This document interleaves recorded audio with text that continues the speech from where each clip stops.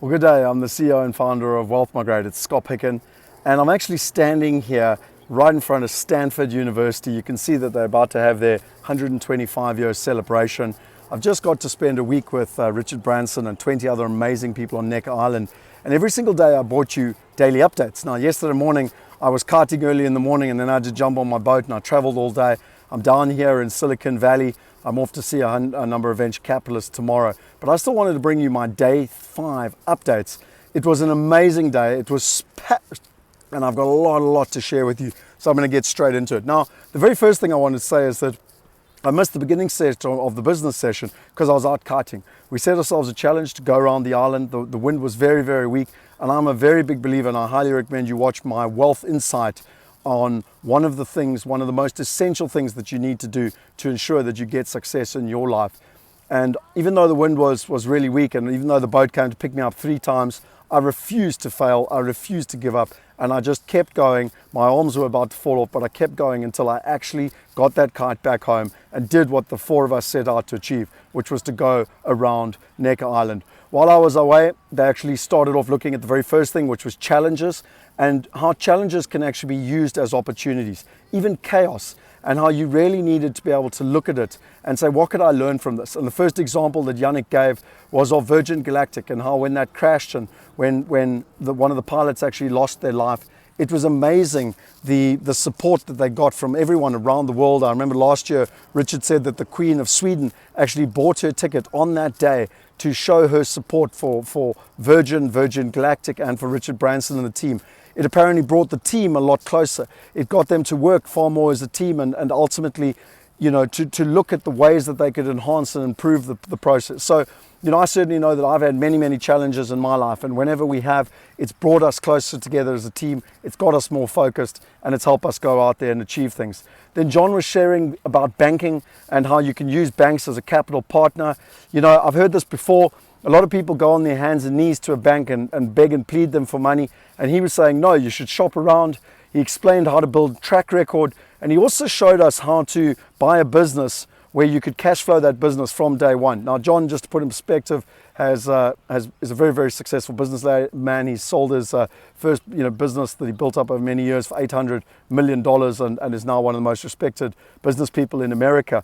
I don't have time to go into all the details of how you build up your track record and ultimately how you buy a business, but I'd highly recommend you come along or watch the webinar where I'll go into detail as to what John did. But I think the most important lesson there is make sure that you treat the bank as a supplier to you and you don't go groveling to them. The next major topic we looked at was relationships and kids. This is one that's very near and dear to my heart. How do you build a great business, build a legacy, but also be a great father and to be a great husband, basically.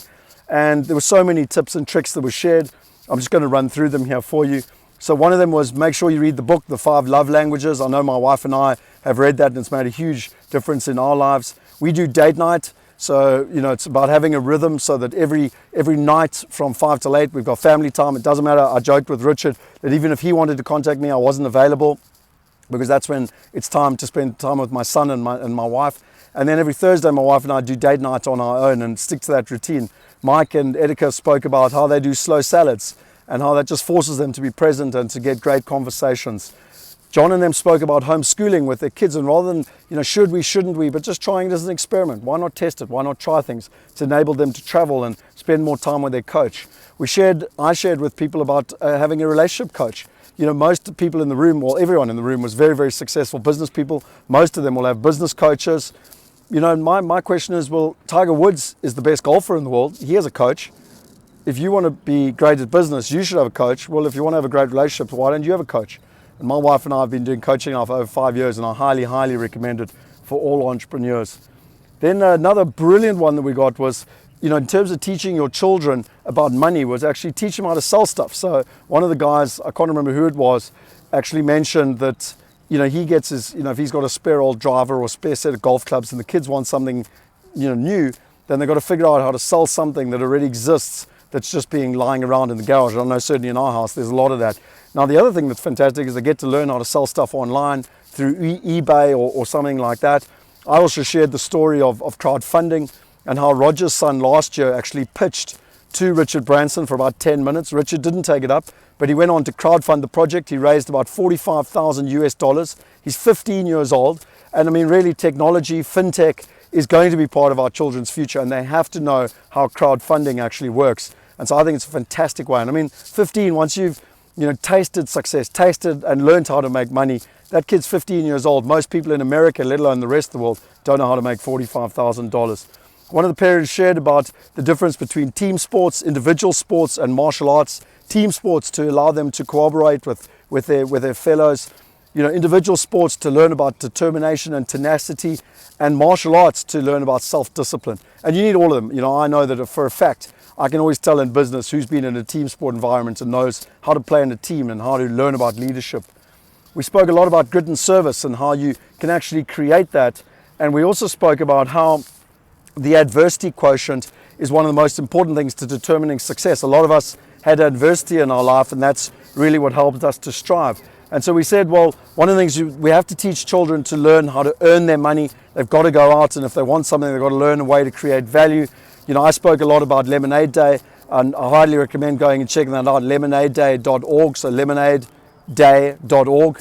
And in South Africa, it's lemonadeday.co.za, where ultimately there's 14 lessons about entrepreneurship. You teach children from the age of 8 to 16 how to run a business through running a Lemonade Day stand. And my son at the age of 2 has already been selling lemonade. Granted, he doesn't have much of a clue of what's going on at the time, but at the age of 2, he's already learning to sell. He's learning about rejection, walking up to people and them, basically ignoring them, which blows my mind, how people can ignore a 2-year-old trying to sell them lemonade. And I think the last one is don't give children pocket money, because otherwise you're teaching them to be an employee, which I think is really, really important. Richard, I learned so much from watching Richard Branson's movie, which is coming out now, Don't Look Down, all about his ballooning, but ultimately from his mother. I think a lot of people go out there in life and they're really worried about what's happening to their children. They continually tell their kids, don't go here, don't go there, you might fail, you might fall.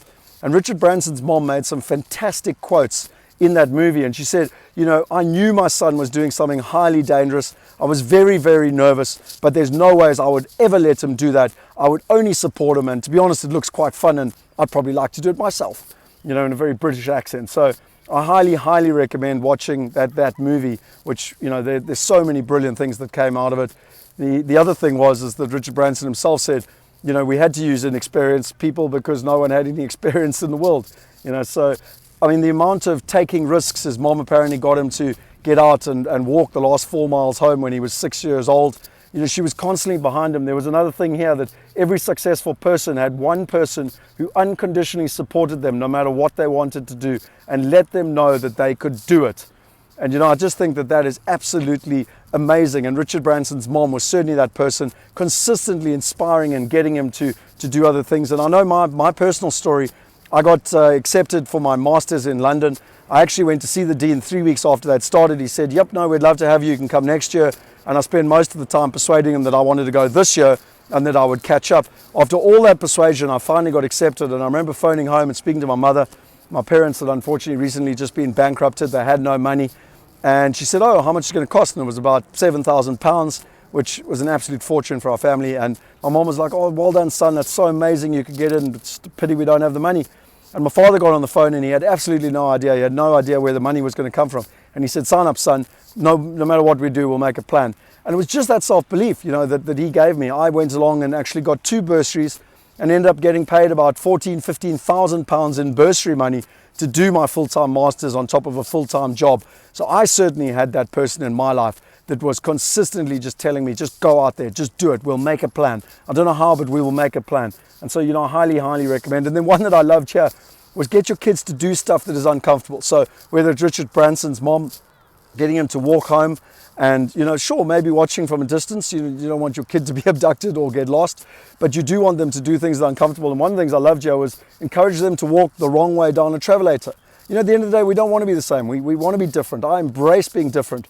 I always tell my son, Jonty, that rules are for other people. And I want him to learn that. I mean, he's 4 years old and I want him to know that rules are for other people. And that who says we should go the right way down a travelator? Go the other way. Be different. Stand out. Do something great with your life. So let me just look here. I think there's if there's 1 or 2 more ideas that came through. Sorry, as I said, there was a hell of a lot that came through that day. Then we spoke a lot about relationships. And in any relationship, one partner is generally putting and one's pushing, but how you must always adore them for no matter where they are, pay them with compliments. And I think here that there was a lot here that we spoke about at the dinner. I personally just sat next to Richard because one of the three major questions I wanted to know was, how did he build such a fantastic business and yet be so successful at being a wonderful father and a great husband, and have a wife that loves him implicitly? He's only had one wife his whole life, and two brilliant children. And he said, it was about having a great partner. And he adores Joan and really gives her and pays her so many compliments for the way that she supported him, but most importantly brought up their beautiful children. And then lastly, two great tricks that we were given at the end was one by Siobhan. She said that every single day her and her partner write something on their mirror. So they take a marker and they write it on their mirror, and they just write something that's amazing, how they adore them, how they appreciate them, and sometimes even just things that they noticed around the house. She said that every single day they made an effort to do that, which is really, really cool. And I wanted to share one with you that my wife and I have been doing for a while. And we don't do it all the time, but we do different things when I travel and everything. So I got this little note. You can see here it says day 10, Pig is my nickname. And what's quite interesting is that in my little, I got 14 of these, by the way. And it actually says, so I got a little note here, and it says from me, you caught my eye right away. I couldn't look away. So that's pretty cool. And then for Jonty, it says, any man can be a father, but it takes someone special to be a dad. And then on the back, how cool is this? There's a little picture from my son, and it says, my wife's given it a name called a shark tail. So that just keeps me very, very present. I try and phone them every day, and we make videos and stuff just to keep them engaged. And we also bought one of those robots, which I highly recommend, where we can talk to each other. Which for someone who travels as much as I do, it's really tough. I've done 4 international trips in the last 2 months already.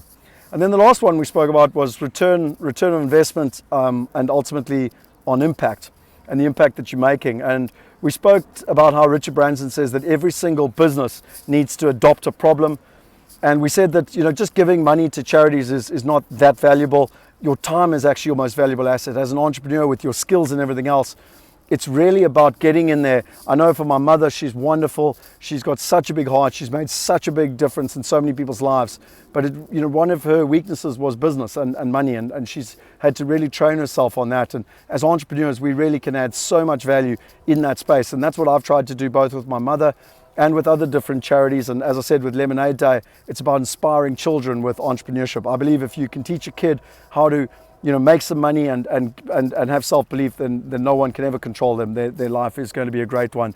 And one of them that I absolutely love is what Virgin Unite are doing. They've got an entrepreneurship program, and you can actually go and sign up. One of the things that really frustrates me if I try and mentor people is, you never know if they're any good. And I go and buy them books like Think and Grow Rich, and I'm not sure if they actually are going to watch it or read the book or anything. Everyone's got excuses. They all want success, they all want money, but they don't want to actually do any work for it. So Virgin Unite actually now have a whole online platform. They vet all the entrepreneurs, and then we as entrepreneurs, or the budding entrepreneurs, and then we as existing or experienced entrepreneurs can actually mentor them. So please, I highly recommend you go to Virgin Unite's website or do a Google search for it. I don't exactly know what it is. I'm certainly going to be doing that.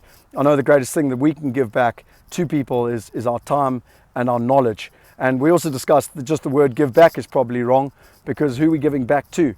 But I do believe that I've had some brilliant people in my life that have taught me a huge amount and mentored me, and it's my time to really, I don't know what the right better word is for give back. I love give back. It's give back of my time so that I can add value to people's lives. So I know this is my longest update, but really it was a wonderful, wonderful session. I learned so much from it, and hopefully shared and added a little bit of value to everyone else.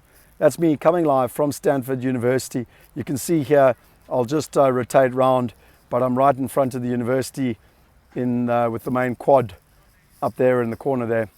And that is my update from day 5, Necker Island. Cheers.